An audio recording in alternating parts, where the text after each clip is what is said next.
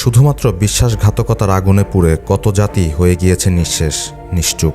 এক বিশ্বাসঘাতকতায় আমাদেরও শুরু হয়েছিল 200 বছরের গোলামির জীবন।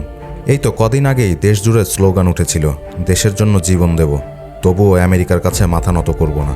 কিন্তু বাস্তবতা ছিল ভিন্ন। কয়েকটি হেলিকপ্টার আসলো আর রাতের অন্ধকারে প্রেসিডেন্টকে তুলে নিয়ে যাওয়া হলো। একটা প্রেসিডেন্টকে অপহরণ করতে যেরকম প্রতিরোধের মুখে পড়ার কথা ছিল তা হয়নি। দেশের সবাই যেন এক একটা মূর্তি। কিছু মানুষের বিশ্বাসঘাতকতার মূল্য পুরো জাতিকে ঠিক কত বছর গোলামি করে শোধ দিতে হবে তা আল্লাহ ভালো জানেন। কিন্তু এটা সামরিক দুর্বলতা ছিল না, এটা ছিল ইউনিফর্মের আড়ালে লুকিয়ে থাকা বিশ্বাসঘাতকতার নগ্ন উদাহরণ। এমন ভয়াবহ দৃশ্য আমরা আগেও দেখেছি, পিলখানার সেই কালো দিনে।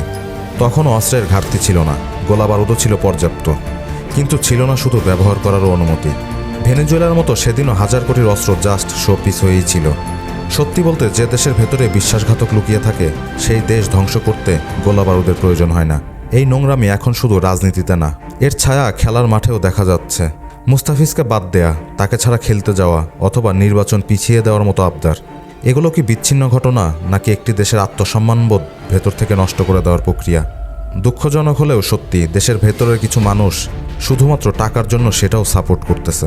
আমরা 71-এ রাজাকার দেখিনি, কিন্তু এদের দেখে এখন বুঝতে পারি রাজাকার দেখতে আসলে কেমন হয়।